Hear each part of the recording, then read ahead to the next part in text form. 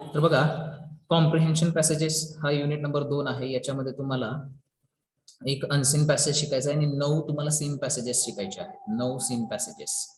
पण त्याच्या अगोदर आपण काय करणार आहोत, युनिट टेस्ट 1 साठी आपल्याला अनसीन पॅसेज एक असणार आहे. तुम्हाला त्याची प्रॅक्टिस, आपल्याला तो कसा सोडवायचा असतो ते आपल्याला आजच्या लेक्चरला आपल्याला पाहायचं आहे. तर इंट्रोडक्शन टू कॉम्प्रिहेन्शन पॅसेजेस असं त्याचं टायटल आहे सुरुवातीचं. कॉम्प्रिहेन्शन पॅसेजेस जे आहेत ते कसे सोडवायचे याच्याबद्दलचं आपण इथं थोडीशी एक काही सॅम्पल पॅसेजेस सोडवून बघणार आहोत आणि त्याच्या आधी त्याची थिअरी थोडीशी बघणार आहोत की सॅम्पल अनसीन पॅसेजेस कसे सोडवायचे असतात. तर त्याचं एक एक्झाम्पल इथं सुरुवातीला देण्यात आलेलं आहे. एक्झाम्पल कसं आहे बघा, तुम्ही कॉम्प्रिहेन्शन पॅसेजेस सोडवता म्हणजे नेमकं काय करता, एका एक्झाम्पलच्या माध्यमातून इथं आपल्याला सांगण्यात आलेलं आहे. Your friend and you decide to play a game in which one person will tell a story and the second one has to answer the related questions asked. तुम्ही आणि तुमच्या मित्रांनी एक खेळ खेळायचा आहे असं ठरवलेलं आहे असं समजा. त्याच्यामध्ये तुमचा मित्र तुम्हाला एक गोष्ट सांगेल आणि त्या गोष्टीशी निगडीत असणारे प्रश्न जे आहेत त्या प्रश्नाची उत्तरं तुम्हाला सांगायची आहेत. मग सुरुवातीला काय होईल, firstly your friend tells you a story and ask some questions. पहिल्यांदा तुम्हाला तुमचा मित्र गोष्ट सांगेल आणि त्या गोष्टीवरती अवलंबून असणारे काही प्रश्न तुम्हाला विचारेल. What will you try to do while listening to the story and answering the questions. मग अशा पद्धतीने ज्यावेळी तुम्हाला तुमचा मित्र स्टोरी सांगेल आणि त्याच्याशी निगडीत असणारे प्रश्न विचारेल, तर त्यावेळी तुम्ही स्टोरी ऐकत असताना काय करत असाल, काय कराल, किंवा स्टोरी ऐकत असताना आणि त्या प्रश्नांची उत्तर देत असताना तुम्ही काय कराल. तर त्याचं उत्तर सुद्धा त्यांनी पुढे सांगितलेलं आहे की you will try to listen as carefully and as dedicatedly as possible. तुम्ही अतिशय काळजीपूर्वकपणे आणि अतिशय लक्ष देऊन तुम्ही ती स्टोरी ऐकाल, कारण तुम्हाला ती स्टोरी ऐकून त्याची उत्तर तुम्हाला द्यायची आहेत. You will try to find the answers from the story and not make your own assumptions. तुम्ही काय कराल, त्या स्टोरीमध्ये जी काही उत्तरं तुम्हाला सापडत आहेत ती उत्तरं तुम्ही देण्याचा प्रयत्न कराल. तुम्ही स्वतः मनानं उत्तर न देता त्या स्टोरीमध्ये जी काही उत्तरं तुम्हाला सापडत आहेत ती तुम्ही देण्याचा प्रयत्न कराल. तर अशाच पद्धतीने काय करायचं आहे, कॉम्प्रिहेन्शन पॅसेज जो आहे तो सोडवायचा आहे. म्हणजे जसं आपल्याला मित्र गोष्ट सांगतो, ती गोष्ट आपण काळजीपूर्वकपणे ऐकतो आणि त्याच्यावरती विचारलेले प्रश्न आपण त्या स्टोरी मधल्याच माहितीच्या आधारे उत्तरं देतो प्रश्नांची. तर त्याच पद्धतीने आपल्याला काय करायचं आहे, कॉम्प्रिहेन्शन पॅसेजेस सोडवायचे आहेत. This is the basic idea of solving comprehension passages. आणि हीच बेसिक आयडिया आहे कॉम्प्रिहेन्शन पॅसेज सोडवण्याची, जे तुम्हाला क्वेश्चन नंबर 6.2 मध्ये करायचे, 6B मध्ये. तुमचे जे टोटल क्वेश्चन पेपर आहे 70 मार्काचे, त्याच्यामध्ये क्वेश्चन नंबर 6B मध्ये तुम्हाला अनसीन पॅसेज दिला जातो आणि त्या पॅसेजचं तुम्हाला प्रश्न उत्तर जे आहेत ती सोडवायची आहे.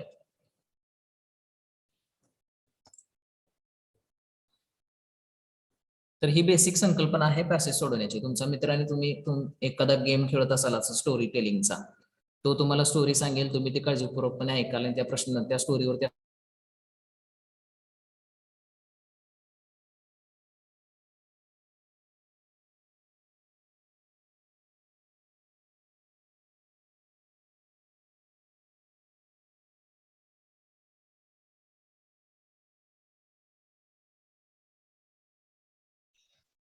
सर आवाज येत नाही म्हणता.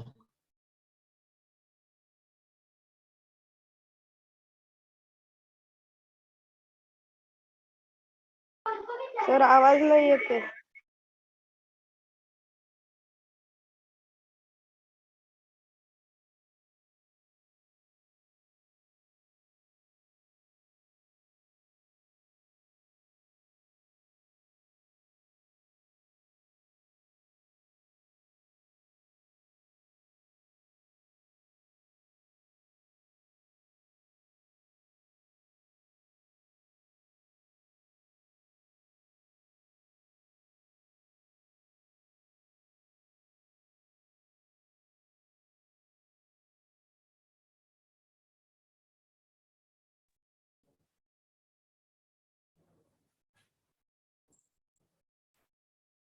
बघा, कॉम्प्रिहेन्शन हा जो शब्द आहे तो शब्द म्हणजे काय आहे, तर the word comprehension means the ability to understand what you listen or what you read. तुम्ही जे वाचताय किंवा ते जे तुम्ही ऐकताय ते तुमचे समजून घेण्याची जी कुवत आहे, ऐकलेलं किंवा वाचलेलं समजून घेण्याची जी कुवत आहे, त्याला कॉम्प्रिहेन्शन असं म्हटलं जातं. कॉम्प्रिहेन्शन या शब्दाचा अर्थच आहे समजून घेणे. It is an exercise which aims at improving or testing one's ability to understand a language. Comprehension test जे आहे किंवा कॉम्प्रिहेन्शन जे आहे ते म्हणजे काय आहे, तर एखाद्याची भाषा सुधारणे किंवा एखाद्याची भाषेचं ज्ञान तपासून पाहणे याची एक पद्धत आहे. कॉम्प्रिहेन्शन पॅसेजेस म्हणजे काय आहे, तर कॉम्प्रिहेन्शन टेस्ट म्हणजे काय आहे, तर एखाद्याचे भाषेचं ज्ञान वाढवणे किंवा एखाद्याचं भाषेचं ज्ञान जे आहे ते तपासणे याची पद्धत त्याला कॉम्प्रिहेन्शन टेस्ट असं म्हटलं जातं. Try to remember your English class at your school. तुम्ही तुमच्या शाळेतला इंग्रजीचा तास आठवायचा आहे. प्रत्येक दिवशी तुम्हाला वेगवेगळ्या गोष्टी तिथे शिकवल्या जात होत्या. इच day you were taught new lessons. प्रत्येक दिवशी तुम्हाला वेगवेगळे धडे तिथं शिकवले जात होते. तर त्यातले जे धडे होते, the stories, the poems, the questions and answers were unseen to you before you read them. त्यातले जे काही धडे होते किंवा त्यातल्या जे काही कविता होत्या, त्याच्यावरचे जे प्रश्नोत्तर होते, तुम्ही वाचण्याच्या अगोदर तुम्हाला माहित नसायचे ते. Similarly in a comprehension test you are given a passage or a paragraph or two. त्याच पद्धतीने तुम्हाला काय केलं जातं, तर कॉम्प्रिहेन्शन टेस्ट मध्ये काय केलं जातं, एखादा पॅसेज, एखादा उतारा किंवा 2 उतारे तुम्हाला दिले जातात. These paragraphs show the idea or mood concerning issue, their solutions that the author provides. आणि या पॅराग्राफ मधून काय केलं जातं, तर लेखकानं मांडलेली संकल्पना, लेखकानं मांडलेला विषय किंवा एखाद्या प्रॉब्लेमचं सोल्युशन जे लेखकानं मांडलेलं आहे ते त्या पॅराग्राफमध्ये दिलं जातं. पण आपलं कार्य काय आहे बघा, your main task is to answer the questions asked from the passage. आपलं महत्वाचं कार्य काय आहे, तर जे आपल्याला प्रश्न विचारला गेलेला आहे त्या पॅराग्राफ वरती, तर त्या पॅराग्राफ वरती विचारलेल्या प्रश्नांची उत्तरं लिहिणं हे आपलं महत्वाचं कार्य आहे आणि ते आपल्याला करायचं आहे. आता काही वेळा काही चुकीच्या गोष्टी आपल्याला सांगितल्या जातात अनसीन पॅसेज सोडवत असताना. तर त्या चुकीच्या गोष्टी काय आहेत बघा, there are some misconceptions related to the way of answering the comprehension test. These misconceptions are. काही वेळा आपल्याला चुकीच्या पद्धती सांगितल्या जातात अनसीन पॅसेज सोडवण्याच्या, आणि त्या चुकीच्या पद्धती ज्या आहेत, मिसकन्सेप्शन्स म्हणजे चुकीच्या धारणा, तर त्या चुकीच्या पद्धती किंवा चुकीच्या धारणा काय आहेत ह्या पुढील प्रमाणे आपल्याला देण्यात आले. आता याच्यामध्ये ती मांडलेली नाहीये मिसकन्सेप्शन मी, पण आपल्याला बऱ्याच वेळा सांगितलं जातं की प्रश्नातले काही शब्द बघायचे, काही तेच शब्द उतार्यात कुठे येतात बघायचे, पुढचे 4 शब्द पाठीमागचे 4 शब्द पकडायचे आणि उत्तर लिहायचं, असं बऱ्याच वेळा सांगितलं जातं. परंतु असं केल्यानं आपलं उत्तर चुकू शकतं. ते कसं चुकू शकतं हे मी तुम्हाला आपल्या जे काही प्रॅक्टिसचे पॅराग्राफ आहेत 2-3 त्याच्यामध्ये मी तुम्हाला दाखवून देणार आहे. तर ती एक मिसकन्सेप्शन होती. त्याच पद्धतीनं आपल्याला असं सांगितलं जातं की it is possible to understand the key idea of the paragraph by just reading the first and the last sentence, but this is not always true. आपल्याला बऱ्याच वेळा असं सांगितलं जातं की उतार्याचा पहिला आणि शेवटचं वाक्य वाचलं की उतारा कशाबद्दलचा आहे आपल्याला समजतो, परंतु हे नेहमीच असं होतं असं नाही. साधे सोपे उतारे असतील तर त्याच्यामध्ये होतं, परंतु जे अवघड उतारे असतात त्याच्यामध्ये असं होत नाही. त्यामुळे ही पद्धत आपण पाळायची नाही, ही पद्धत आपण फॉलो करायची नाही उतारा सोडवत असताना किंवा वाचत असताना.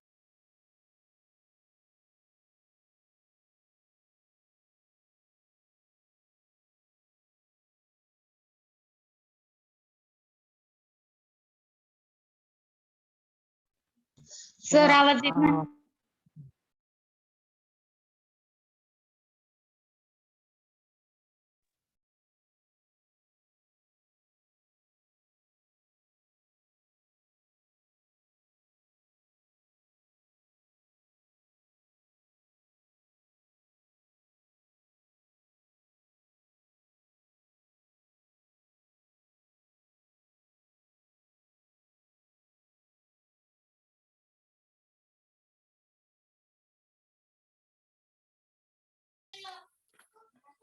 सर आवाज येत नाही.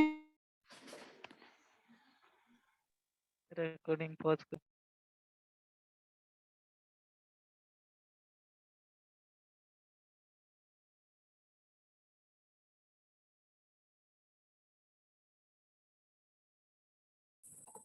आवाज येतो का? हो येतोय सर, सर. ये लागला आता. हो सर येतो. ठीक आहे, स्क्रीन शेअर करतो बघा. असे काही मिसकन्सेप्शन सांगितल्या जातात, चुकीच्या धारणा. त्यातली दुसरी चुकीची धारणा काय आहे, तर आपल्याला असं सांगितलं जातं की पहिल्यांदा सर आवाज ब्रेक होतोय. प्रश्न वाचायचा सर आवाज ब्रेक होतोय. आणि पहिल्यांदा सर आवाज प्रश्न क्लिअर वाचायचा नाही आणि येतोय.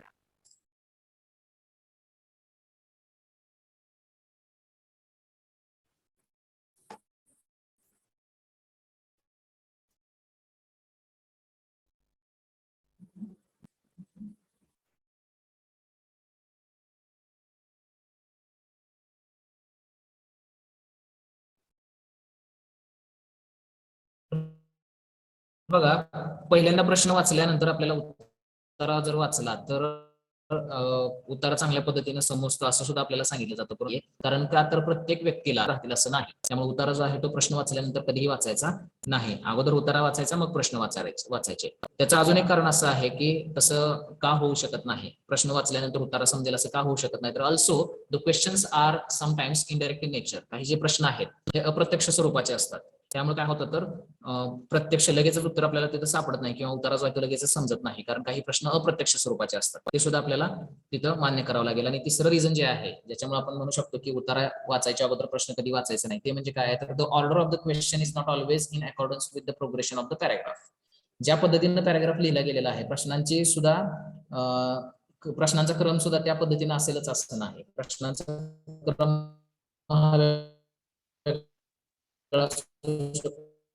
सर अजून ब्रेक होतोय आवाज. आणि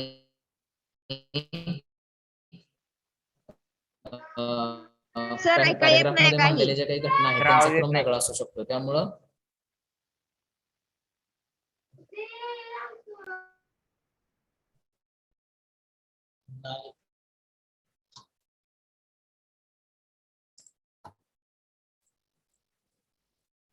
सर आवाज येत नाही.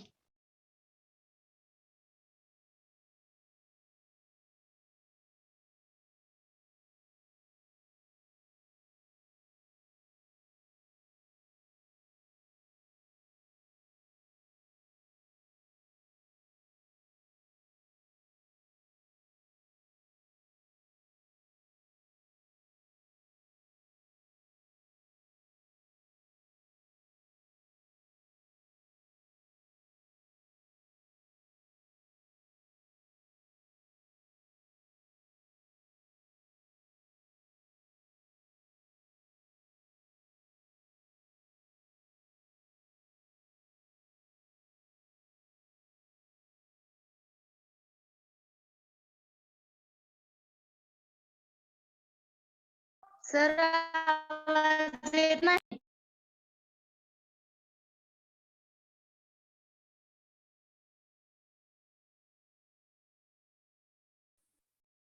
आता येतोय का आवाज? हो सर. ठीक आहे. तर त्या ज्या काही मिसकन्सेप्शन्स आहेत याच्यामध्ये आपण अडकून राहायचं.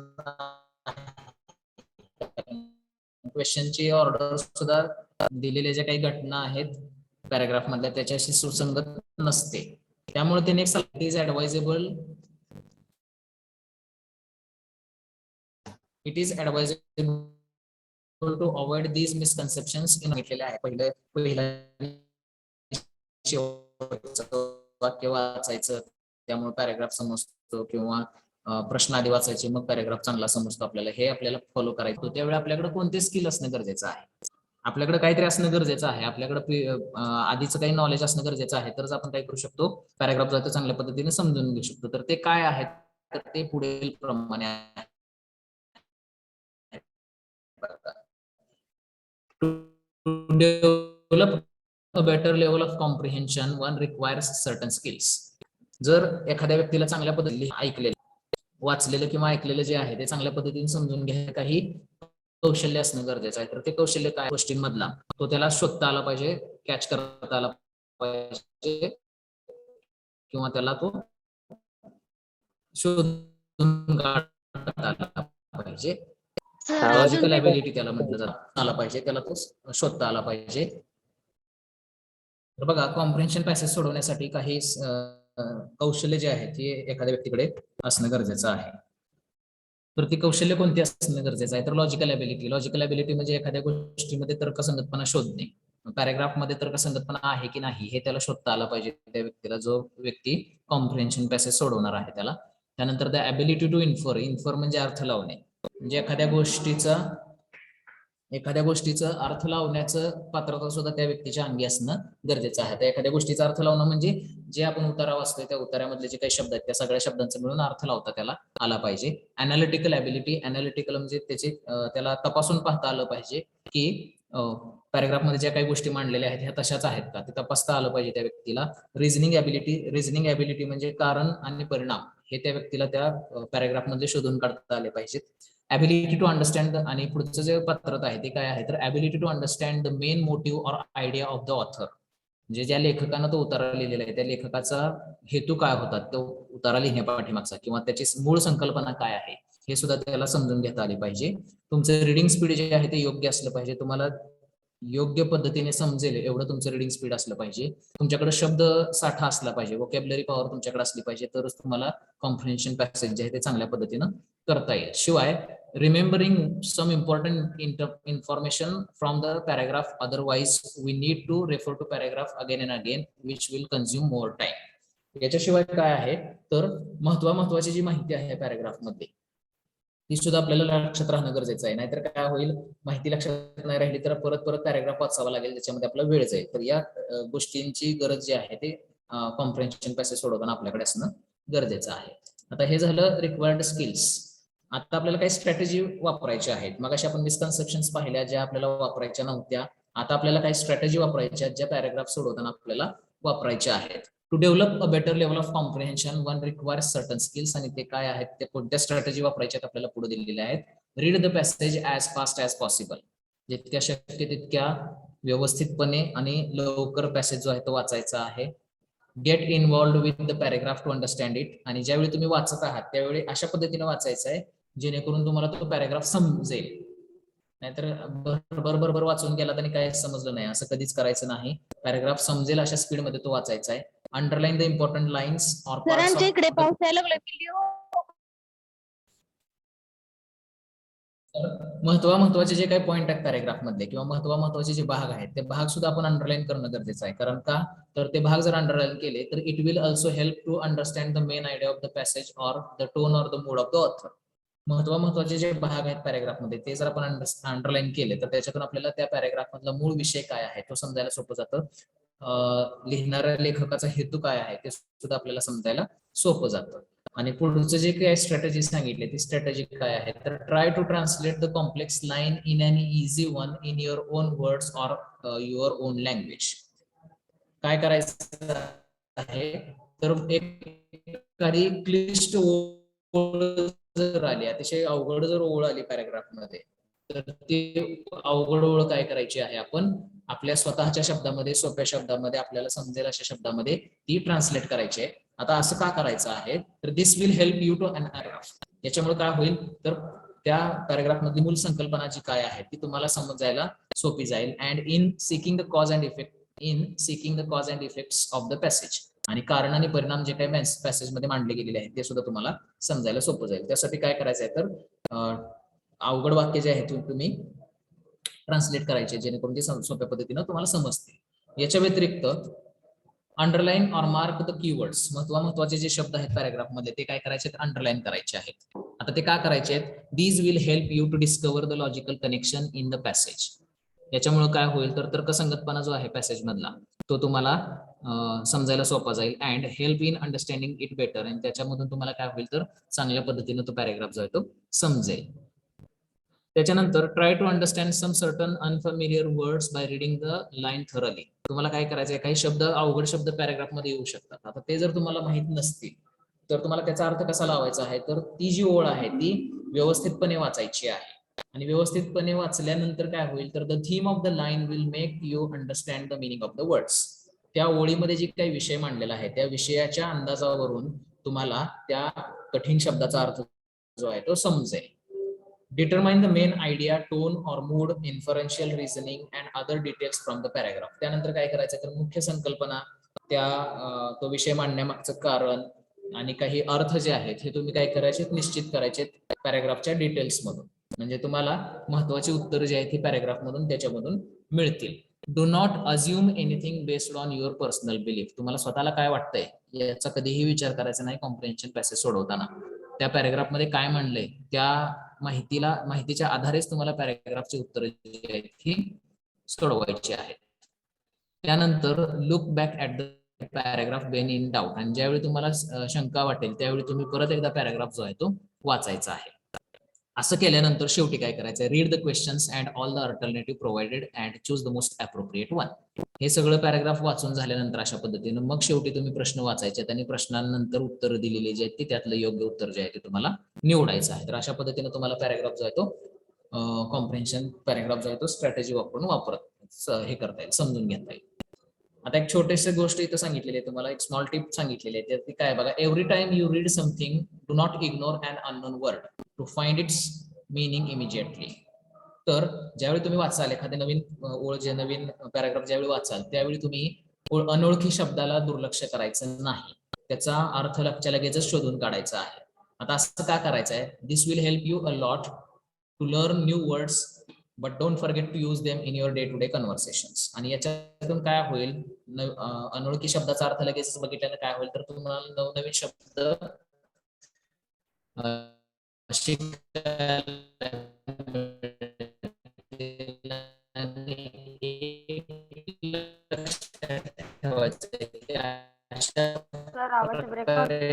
नवीन शब्द जे तुम्ही शिकताय ते नवीन शिकलेले शब्द त्यावेळी whenever possible. In this way keep working on your vocabulary without stop. तुमचा जो काही शब्द सॉल्व्ड एक्झाम्पल्स आहेत, काही पॅराग्राफ आपल्याला आधीच नोटबुक मध्ये आपल्या ह्याच्यात वर्कबुक मध्ये दिलेले होते, जुन्या वर्कबुक मध्ये पॅराग्राफ आहेत. हे पॅराग्राफ आता आपल्याला सोडवलेले आहेत, ते कसे सोडवले ते पाहायचं आहे. तर प्रश्न असा दिला जातो बघा, read the passage and answer the questions. उतारा वाचा आणि त्याच्यावरील प्रश्नांची उत्तरं लिहा. तर उतारा जो आहे तो मी वाचतो, तुम्हाला सांगतो अर्थ त्याचा, आणि त्यानंतर त्याच्या प्रश्नांची उत्तर जी आहे ती आपल्याला एका ठिकाणी सोडवलेली आहे. तर ती बघूयात आपण. The Titanic was a huge passenger ship. It was provided with all possible luxuries and comforts. It was on its first voyage to America. There were 2,200 passengers on board. The sea was calm. The ship was moving at its normal speed. Around midnight, there was an alarm call from the bridge of the ship. The man on the duty had sighted an iceberg ahead. The captain ordered his men to change the course of the ship. But before this order could be carried out, the Titanic had collided against the huge iceberg. It was a fatal blow. Ice fell all over the decks of the ship and burst into 6 of the watertight compartments. The Titanic, which enjoyed the reputation of being unsinkable, was sinking now. असा हा टायटॅनिकच्या जहाजेबद्दलचा paragraph आहे, आणि त्याच्यामध्ये जे underline केलेले शब्द आहेत लाल अक्षरामधले हे थोडेसे अवघड वाटू शकतात. तर त्या शब्दांचा अर्थ काय बघा, लक्झुरीज अँड कम्फर्ट्स म्हणजे सोयी सुविधा, वॉयेज म्हणजे प्रवास, बोर्ड ऑन बोर्ड म्हणजे च्यावरती दाखल होणे, बोट असल्यामुळे शिप असल्यामुळे शिप वरती दाखल होणे असा त्याचा अर्थ आहे. साइटेड म्हणजे दिसणे, आइसबर्ग म्हणजे हिमनग, कोर्स म्हणजे दिशा, कोलायडेड म्हणजे धडकणे, फेटल ब्लो म्हणजे अतिशय जोराचा झटका, आणि रेप्युटेशन म्हणजे प्रसिद्धी. तर असे हे अवघड शब्द याच्यामध्ये अंडरलाईन केलेले आहेत. आता याच्यावरती असणारे जे प्रश्न आहेत ते पुढील प्रमाणे आहेत. व्हॉट वॉज टायटॅनिक, टायटॅनिक काय होतं. आता याचा पहिल्या प्रश्नाचं उत्तर जे आहे ते पहिल्या ओळीत इथं आहे. The Titanic was a huge passenger ship असं त्याचं उत्तर आहे. त्यानंतर what reputation did Titanic enjoy, टायटॅनिकची प्रसिद्धी काय होती. आता हे तुम्हाला वाटेल की दुसऱ्या तिसऱ्या ओळीत कुठेतरी इथं येईल, पण इथं नाही. याचं उत्तर जे आहे ते शेवटच्या ओळीत आहे बघा. म्हणजे प्रश्न दुसरा आहे आणि उत्तर शेवटच्या ओळीत आहे. The Titanic enjoyed the reputation of being unsinkable असं त्याचं उत्तर आहे. The Titanic enjoyed the reputation of being unsinkable. त्यानंतर how many passengers were there and where was the Titanic going. आता या सुद्धा प्रश्नाचं उत्तर बघा उलट सुलट तिथं आहे. पॅसेंजर्स किती होते प्रश्न पहिल्यांदा दिलाय, त्याचं उत्तर इथं आहे. आणि टायटॅनिक कुठं चाललेलं होतं तर अमेरिकेला, त्याचं उत्तर पुढं आहे, म्हणजे उलट सुलट दिलेलं आहे. तर 2200 पॅसेंजर्स होते आणि टायटॅनिक जहाज जे आहे ते अमेरिकेला चाललेलं होतं. आणि choose the alternative most opposite antonym to the word fatal. Fatal या शब्दाला अपोजिट विचारा. हा अपोजिट उत्तर जे आहे तुम्हाला इथं ऑब्जेक्टिव्ह मध्ये ते दिलं जाऊ शकतं किंवा वेगळा प्रश्न विचारला जाऊ शकतो. त्यामुळे इथं हा पॅराग्राफ जो आहे आपला संपतोय. याच्यामध्ये बघा की तुम्हाला काय करायचं, पहिल्यांदा पॅराग्राफ पूर्ण वाचायचा आहे. पूर्ण वाचल्यानंतर त्याचे प्रश्न वाचायचे, प्रश्न वाचून झाल्यानंतर त्या प्रश्नांची उत्तर कुठं कुठं आहेत त्या पॅराग्राफ मध्ये सर्च करायचे. तशाच पद्धतीने आपण पुढचा एक पॅराग्राफ बघूयात. Read the passage and answer the questions म्हटलेला आहे. We left Dehradun early in the morning and stopped by for breakfast at Mussoorie. From Mussoorie, the picturesque road heads north to Yamuna Bridge, then to Barkot, where one road branches to Gangotri. The road winds along the Yamuna River through luxurious dense green vegetation to Hanuman Chatti, the end of motorable road. The remaining journey has to be undertaken on foot or pony. Yamunotri is only 13 kilometers from Hanuman Chatti, but it is better to proceed another 6 kilometers and have the night halt at Janki Bai Chatti. The journey to Yamunotri is simply breathtaking. High snow-covered peaks all around, glaciers, streams and waterfalls, vibrant green foliage and the pristine air are a sheer delight to tired city lungs. Yamunotri, 3,322 meters above the sea level, is located on the western banks of the great peak of Bandarpunch, which is 6,315 meters high. आता हा यमुनोत्रीच्या प्रवासाबद्दलचा उतारा आहे आणि त्याच्यावरती प्रश्न विचारलेले आहेत. State the reason for taking a halt at Mussoorie. मसुरीमध्ये थांबण्याचं कारण काय आहे? तर आता थांबणे, हॉल्ट या शब्दाचा अर्थ थांबणे आहे आणि इथे स्टॉप हा शब्द आहे. तर फॉर ब्रेकफास्ट हे त्याचं उत्तर आहे. फॉर ब्रेकफास्ट ऍट मसुरी, मसुरीमध्ये ब्रेकफास्ट करण्यासाठी थांबणे, थांबण्याचं रिझन काय आहे? Mention the reasons to undertake remaining journey to Yamunotri on foot or pony. आता इथं तुम्ही remaining journey on foot or pony हा शब्द बघाल आणि त्याचं उत्तर तुम्ही इथं लिहाल की the remaining journey has to be undertaken on foot or pony, आणि हे त्याचं उत्तर आहे असं समजाल तुम्ही. पण त्याचं उत्तर ते नाहीये. त्याचं उत्तर जे आहे ते त्याच्या अगोदरच्या ओळीमध्ये आहे की मोटरेबल रोड जो आहे तो हनुमान चट्टी पर्यंतच आहे, त्यामुळे राहिलेला जो प्रवास आहे तो आपल्याला पायी किंवा खेचरावरती करावा लागतो. हे त्याचं उत्तर अगोदरच्या ओळीत आहे, त्या ओळीमध्ये नाही.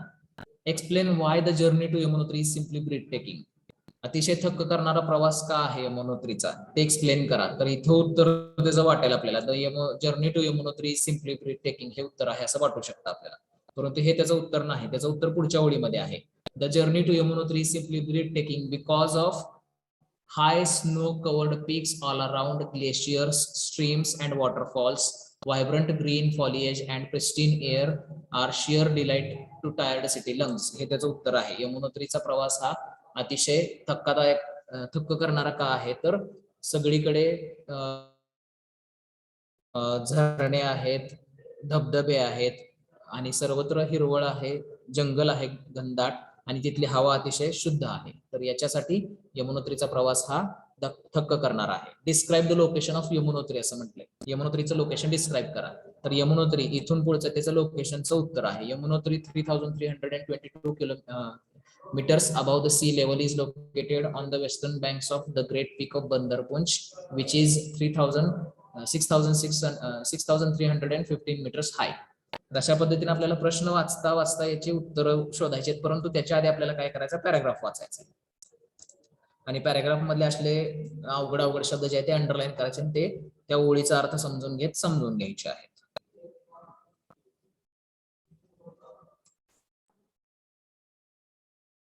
हा लास्ट पॅराग्राफ आहे, अनसीन पॅसेज आहे. आधी अनसीन पॅसेज वाचायचा, त्यानंतर मग आपण प्रश्न बघायचे आणि प्रश्नानंतर त्या प्रश्नांची उत्तरं शोधायची. As a small boy, Edison had his laboratory in the cellar of his father's house. It contained 200 bottles and they were all marked poison to keep people away. To persuade his parents to let him seek a job. With remarkable enterprise, he obtained permission to sell newspaper on the railway train between Port Huron and Detroit. This opportunity was made to help in 3 further ways.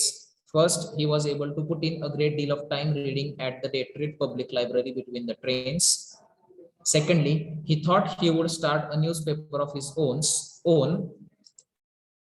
printing it on the train and making it from the bits of local information picked up on the line. Thirdly, without asking anyone's permission, he set up a laboratory in the van. One day, when the train was rounding a piece of badly laid track, a stick of phosphorus fell on the floor and set the van on fire. The fire was extinguished, but the angry crowd hit Edison on the ear, causing the deafness from which he was afterwards to suffer. आता याच्यातून एक लक्षात येते की Thomas Alva Edison बद्दलचा हा paragraph आहे. तर तो पॅराग्राफ परत एकदा वाचायचा. आता प्रश्न वाचूयात. Why did Edison mark all the bottles in his laboratory poison? एडिसननं त्याच्या प्रयोगशाळेतल्या सर्व बाटल्यांवरती पॉइझन असं का लिहिलेलं होतं? What job did he get when he needed money? त्याला जेव्हा पैशाची गरज असायची त्यावेळी तो कोणतं काम करायचा? Where did Edison print his newspaper? त्यानं त्याचं न्यूजपेपर कुठे छापला? What did the angry crowd do? आणि रागावलेल्या गर्दीने काय केलं? आणि खालील शब्द जे आहेत हे तुमच्या वाक्यामध्ये वापरा असं सांगितलेलं आहे. तर आता हे जे प्रश्न उत्तर आपल्याला परत शोधायचे आहे. तर काय करायचं बघा. As a small boy Edison had his laboratory in the seller of his father's house.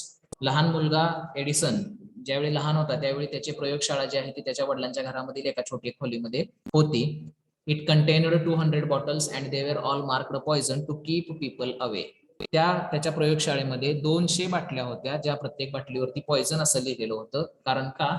तर लोकांना त्याच्यापासून दूर ठेवण्यासाठी. आता पहिल्या प्रश्नाचं उत्तर आपल्याला इथे मिळतंय. Y did Edison mark all the bottles in laboratory poison? प्रत्येक बाटलीवरती त्यानं पॉइझन असं का लिहिलेलं होतं त्याच्या प्रयोगशाळेतल्या? तर आपण शब्द जर बघत गेलो तर इथपर्यंत त्याचं उत्तर आहे असं आपल्याला वाटू शकतं, परंतु त्याचं उत्तर जे आहे ते पुढे आहे. To keep people away. लोकांना दूर ठेवण्यासाठी त्यानं सर्व बाटल्यांवरती पॉइझन असं लिहिलेलं होतं. When he needed money to buy more chemicals, he managed to persuade his parents to let him seek a job. ज्यावेळी त्याला पैशाची गरज असायची त्यावेळी तो त्याच्या पालकांचं मन वळवायचा आणि त्याला जॉब करायला परवानगी घ्यायचा. With remarkable enterprise he obtained permission to sell newspaper on the railway train between Port Huron and Detroit. आणि अतिशय चांगल्या पद्धतीने त्यानं काय केलेलं आहे तर पोर्ट हरॉन आणि डेट्रिएटच्या दरम्यान जी चालणारी रेल्वे आहे त्या रेल्वेत न्यूजपेपर विकण्याचं काम जे आहे त्याला मिळालेलं आहे. आता इथं दुसऱ्या प्रश्नाचं उत्तर आहे. What job did he get when he needed money? त्याला ज्यावेळी पैशाची गरज असायची त्यावेळी तो कोणता जॉब करायचा? आता आपल्याला बऱ्याच वेळा वाटू शकतं की वेन ही नीडेड मनी पासून इथपर्यंतचं उत्तर आहे, पण ते उत्तर नाही. त्याचं उत्तर काय आहे तर when Edison needed money he obtained permission to sell newspaper on the railway train between Port Huron and Detroit. इथून पुढचं त्याचं उत्तर आहे तिसऱ्या प्रश्नाचं. न्यूजपेपर सेल करण्याचा जॉब तो करायचा. This opportunity was made to help in 3 further ways. या संधीचा त्याला 3 प्रकारे फायदा झालेला आहे. First, he was able to put in great deal of time reading at the Detroit public library between trains. तो काय करायचा तर रेल्वे येण्या जाण्याच्या वेळेच्या दरम्यान तो डेट्रिएट पब्लिक लायब्ररीमध्ये बराच वेळ वाचत बसलेला असायचा. Secondly, he thought he would start a newspaper of his on. दुसरी त्याची मदत काय झालेली आहे तर त्यानं स्वतःचा न्यूजपेपर सुरू करायचं ठरवलेलं आहे आणि तो त्या ट्रेनवरतीच तो पेपर प्रिंट करायला लागलेला आहे आणि तिथल्याच लोकल माहितीच्या आधारे तो पेपर छापाई त्यानं सुरू केलेली आहे. Printing it on the train and making it from the bits of local information picked up on the line. आणि तिसरा फायदा त्याचा काय झालेला आहे. Thirdly, without asking anyone's permission he setup a laboratory in the van. कुणाची permission न घेता त्यानं रेल्वेमध्ये स्वतःची प्रयोगशाळा सुरू केलेली आहे. एके दिवशी काय झालेलं आहे. One day Wien the train was rounding a badly. आता तिसरा प्रश्न जो आहे, wear did Edison print his newspaper? त्याचं इथं आहे बघा. Printing it on the train. त्यानं त्याचा न्यूजपेपर कुठं प्रिंट केला तर ट्रेनवरती प्रिंट केला. हे त्याचं तिसऱ्या प्रश्नाचं उत्तर तिथं मिळतं आपल्याला. तर एके दिवशी काय झालेलं आहे. One day when train was rounding a piece of badly laid track, a stick of phosphorus fell on the floor and set the van on fire. एके दिवशी काय झालं तर ओबडधोबड रुळावरून रेल्वे जात असताना फॉस्फरसची काडी जी आहे ती रेल्वेच्या डब्यात पडलेली आहे. त्या डब्याला आग लागलेली आहे. The fire was extinguished. आग जी आहे ती विझवण्यात आलेली आहे. परंतु but the angry crowd hit Edison on the ear. आता इथं what did the angry crowd do? चौथा प्रश्न आहे, त्याचं उत्तर आपल्याला इथे मिळतं. The angry crowd hit Edison on the ear. जी रागावलेली गर्दी होती त्यांनी काय केलेलं आहे तर एडिसनच्या कानावरती मारलेला आहे. Causing the deafness from which he was afterwards to suffer. ज्याच्यामुळे त्याला नंतर बहिरेपणा जो आहे तो सहन करावा लागलेला आहे, त्यात तो बहिरा झालेला आहे. राहिलेले जे शब्द आहेत हे तुमच्या वाक्यात वापरा असं सांगितलेलं आहे. कीप अवे म्हणजे दूर ठेवणे. I keep bad friends away. आणि ask for permission, I asked for permission to my parents. असं आपण त्याचे उत्तर वाचू शकतो. तर अशा पद्धतीने आपल्याला पॅराग्राफ जो आहे तो सोडवता येतो.